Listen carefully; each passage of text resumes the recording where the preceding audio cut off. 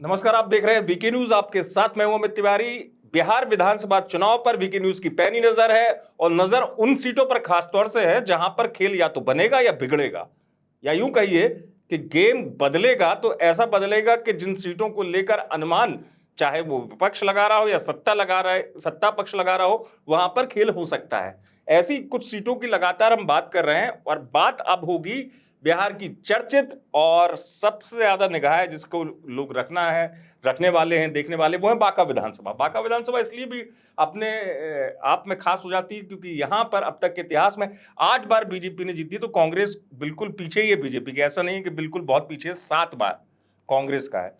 JDU का यहां पर संसदीय क्षेत्र में प्रभाव रहा है। बीते चुनाव में जेडीयू के सांसद यहां से गए, लेकिन बांका में क्या ऐसा है कि बीजेपी अभी भी कॉन्फिडेंट नजर आ रही है सुनील, कि उनकी पार्टी की जमीन मजबूत है इसलिए कि 8 बार, या डेवलपमेंट यहां पर भी बहुत बड़ा मुद्दा है बांका में? बिल्कुल। अब ये एक बात आपने कही कि कांग्रेस बहुत पीछे नहीं है, 7 बार है। 7 बार है। हाँ। लेकिन बड़ा प्रश्न है कि कब है, कब है? वो तो भैया 51 के चुनाव और जब नेहरू जी के काल में और इंदिरा जी के काल में तो कांग्रेस ही थी, बाकी तो कोई था ही नहीं उस दौर। अब कहां है कांग्रेस, ये बहुत महत्वपूर्ण है क्योंकि अब तो आरजेडी वाले ये भी मैं आप दर्शकों को बता दूं, 6 बार से यहाँ हाँ बीजेपी बैक टू बैक जीत रही। बैक टू बैक तो नहीं कह सकते। नहीं, 2000 जो वर्तमान विधायक है मंडल जी वो 6 बार चुनाव जीते हैं। हाँ, और 8 बार जो कुल बीजेपी आप बता रहे हो उसमें एक बार जनसंघ भी शामिल है उस दौर में।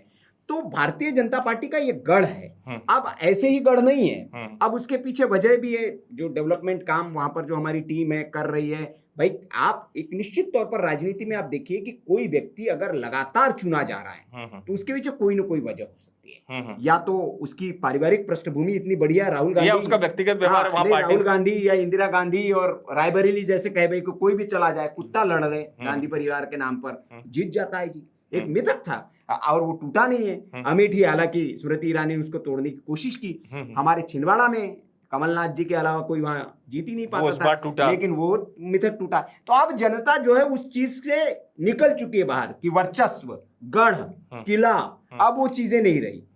अब किले से निकल कर जाना है आपको और रास्ता बनाना है अपना, खुद बनाना है आपको। तो ये अब इसीलिए अगर बांका में ये मंडल साहब लगातार जीत कर आ रहे हैं तो कुछ ना कुछ तो तिवारी जी वजह होगी। नहीं, मैं मानता हूं क्योंकि इस इलाके में एक चीज तो हुई है, ये नक्सल प्रभावित इलाका माना जाता है। बिल्कुल। और 2024 में इसको नक्सल मुक्त घोषित क्षेत्र किया गया। तो कुछ चीजें होती हैं जहां पर, क्योंकि डेवलपमेंट भी तो तब होगा ना जब इलाका इन सब चीजों से हटकर, मतलब जहां पर नक्सल प्रभावित ना हो।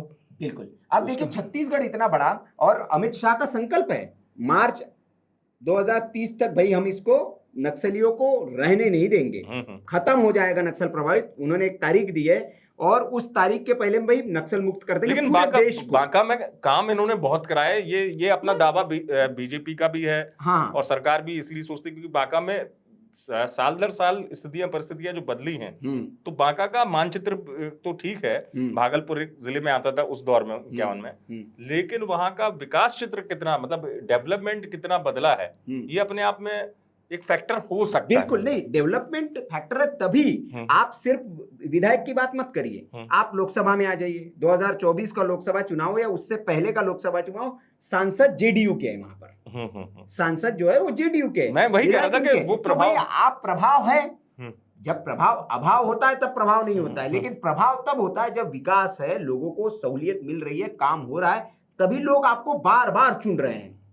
ये पैमाना है। हाँ। और इस बार भी कहा जा रहा है बांका में, क्योंकि वहां पर हमारे ग्राउंड पे भी लोग मौजूद है, इस बार तो और बड़ा बम्पर हो गया है। जीएसटी वाला केंद्र से एक मिल गया है दिवाली का तोहफा, 10,000 रुपए महिला खाते में चले गए, बेरोजगार युवाओं को 1,000। तो खैर महिला वोटर वाला जो फैक्टर है, हाँ, वो तो हर अंचल में इस तरीके से। और नहीं, इस अंचल की भी बात करें हम तो इतना काम, जैसे कि बांका जिले की अगर हम बात करें तो 7,22,586 से अधिक लाभार्थी जो है वो बीमा योजना के 5 लाख रुपए का मुफ्त इलाज। किसको नहीं चाहिए भैया? और आजकल बड़ी प्रॉब्लम है। नहीं, ये मैं मानता हूँ, ये इस चीज को मानता हूँ। उज्ज्वला योजना, घर घर में गैस, अभी गैस सिलेंडर सस्ता कर दिया है। कह रहे कि भैया कांग्रेस के जमाने में जितने रेट में सिलेंडर मिला करता था, 11 साल बाद मोदी जी उससे भी कम में दे रहे हैं अब आपको। ऐसे मीम बना चला रहे हैं तो भाई सिलेंडर का सस्ता हो जाना। कह रहे महंगाई बढ़ी कहाँ भैया, आप 11 साल में आप देखिए कहते महंगाई बहुत बढ़ गई, भाई सिलेंडर तो सस्ता हो गया, बढ़ा कहाँ। तो इस तरह के पेट्रोल के दाम भाई हमने सीमित रखे, प्याज आलू टमाटर पहले बहुत, लेकिन अब भाई हमने सीमित रखा है, उसको बढ़ने नहीं दे रहे हैं। तो ये इस तरह के, बाकी जैसे मैंने कहा कि उज्ज्वला योजना है, जल जीवन मिशन बड़ी योजना। आप देखिए एक वक्त ऐसा था, आपने भी देखा होगा, जैसे बुंदेलखंड में अपने सही बात है, जल संकट बहुत, महिलाएं गगरी सर पे लाद कर 3-3 4-4 किलोमीटर से पानी लाती थी। लेकिन अब मैं ईमानदारी से पूछ रहा हूँ, देश की जनता से आपसे पूछ रहा हूँ, क्या ऐसी तस्वीर अब आपको देखने को मिलती है?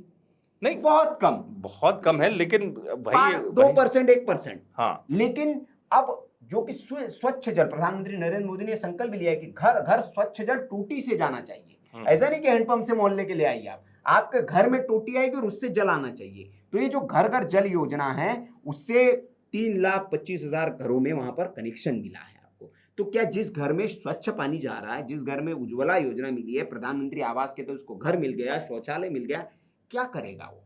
नहीं, ये मैं वही कह रहा हूँ कि इसलिए कि बांका विधानसभा के जो आप आंकड़े बता रहे हैं, यहाँ तमाम विकास की योजनाएं, इन तमाम योजनाओं का मतदाता पर कितना असर पड़ा है, क्योंकि जाहिर सी बात है कि अब स्थितियां बदलती हैं, तो मतदाता आजकल विकास ही देखता है, बदल जाता है। अगर स्थितियां बदलती तो मतदाता बदल जाता है। हाँ। लेकिन स्थितियां बदली है, सकारात्मक बदली है, तभी तो 6 बार से मंडल साहब जीत कर आ रहे हैं, और जेडीयू का लगातार वहां से सांसद जीत के आ रहा है। और वजह है कृषि आधारित क्षेत्र है वहां पर, और 2 लाख 2.25 लाख के आसपास किसान है बांका जिले में, और सबको मिलता है 12,000 रुपया।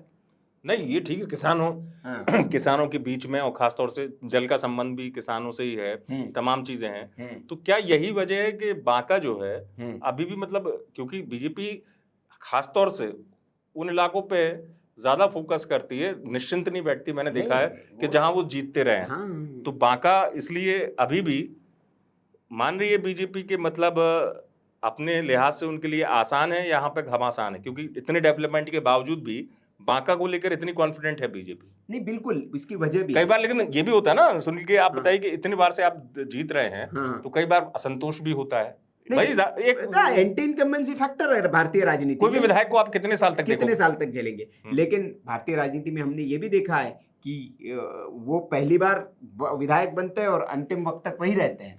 नहीं, वो हाँ से, और सीट वो उसी पार्टी के पास रहेगी, चेहरा बदल जाएगा। इंदौर देखिए आप, मध्य प्रदेश का, आप भारतीय जनता पार्टी की यथावत सीट है वो संसदीय के तौर पर। तो इस तरह की ऐसी भारत में कई सीटें हैं। तो उसकी वजह भी होती है, क्यों? क्योंकि आपका जो मतदाता है, एक तो आप कोर वोटर सेट कर लेते हैं। Core voter Bharatiya Janata party ने, देखिए प्रधानमंत्री नरेंद्र मोदी या भारतीय जनता पार्टी की जो रणनीति है चुनाव की, उस पर हमें फोकस करना पड़ेगा। और आप अध्ययन करेंगे तो पाएंगे कि भारतीय जनता पार्टी ने लाभार्थी वर्ग तैयार किया है, और वो लाभार्थी वर्ग इनके वोट बैंक में कन्वर्ट हुआ है। अभी हमारे पास जो ग्रामीण इलाके से वहां से लोगों की बाइट आ रही है, उन बाइट्स को आप सुनिए। कह रहे हैं कि मोदी भगवान है हमारे लिए। बोले कि क्यों? बोले खाने को दे रहा है मोदी। खाने को दे रहा है मतलब? बोले मुफ्त अनाज देता है। बोले कोई दे रहा है और हमको मुफ्त अनाज दे रहा है मोदी, इसलिए मोदी को हम वोट देंगे। तो ये जो अंत्योदय योजना जो लाई गई है, और जो मुफ्त में अनाज जो दिया जा रहा है, ये जो लाभार्थी वर्ग तैयार किया गया है, ये काडर बन गया है भारतीय जनता पार्टी का वोटर। मुफ्त में अनाज मिल रहा है कोरोना काल से, कह रहे हैं कि मोदी खिला रहा है। भाई मुफ्त में बिहार के लोग कह रहे थे, बोले घरों में लोगों के चावल नहीं बनता था, उनसे पूछिए आप। बोले कि आज उनके घर में इतना चावल है कि बर्बाद हो रहा है चावल। तो ये कुल मिला के यही स्थिति के बांका में भी, जो आप कह रहे हैं कि लोगों ने ये कहा कि योजना से मतलब है, हमें पीएम से मतलब है। तो यानी कि अभी भी देखिए, बिहार चुनाव में सीट दर सीट आप बात करेंगे, कुछ भी करेंगे, लेकिन जहां जहां भी दिख रहा है, वो कुल मिला के योजना जो है, लाभार्थी सबसे बड़ा फैक्टर मानेंगे? बस संक्षेप में इतनी योजनाएं हैं कि हम ये क्या मतलब, ये क्या विपक्ष के तमाम मुद्दों से बड़ा है लाभार्थी वर्ग जो विश्वास कर रहा है कि नहीं हमको तो लाभ मिला है? एक तरफ देखिए क्या होता है किसी भी चुनाव में, घोषणा पत्र सबसे बड़ी चीज होती है, वो विपक्ष का होता है, सत्ता का भी होता है, क्या अभी कर रहे हैं, आने वाले वक्त पे करेंगे। लेकिन चूंकि विपक्ष ने भी इस बार दमदार तैयारी की है, उस बीच में आप बांका में देख पा रहे हैं कि जो ये तमाम योजनाएं हैं, जैसे आपने कहा बाइट्स आ रही हैं, आपको लोग बता रहे हैं वहां के, ये अपने आप में लाभार्थी योजना बहुत बड़ा फैक्टर मानते हैं। संक्षेप में इतना जान, एकदम लाभार्थी योजना इसलिए हमें सुनना पड़ेगा, जैसे आपने कहा कि विपक्ष जोरदार तैयारी कर रहा है, घोषणा पत्र उन्होंने अति पिछड़ा वर्ग के लिए एक दे दिया। लेकिन जैसे कल भी हमने इस बात पर कल परसों चर्चा की थी कि एक होता है एक मॉडल सेट कर देना, और एक होता है जी करेंगे, दोनों में अंतर होता है। विश्वास किस पे करेगा, मैं ये बस पूछना चाहता हूं। और इसका उदाहरण भी है, जैसे मैंने कहा कि कर्नाटक, हिमाचल में आपकी सरकार है कांग्रेस की, वहां से आपको एक मॉडल पेश करना चाहिए पूरे देश के सामने, तब देश की जनता आप पर विश्वास कर सकती है। लेकिन वहां तस्वीर उलट है।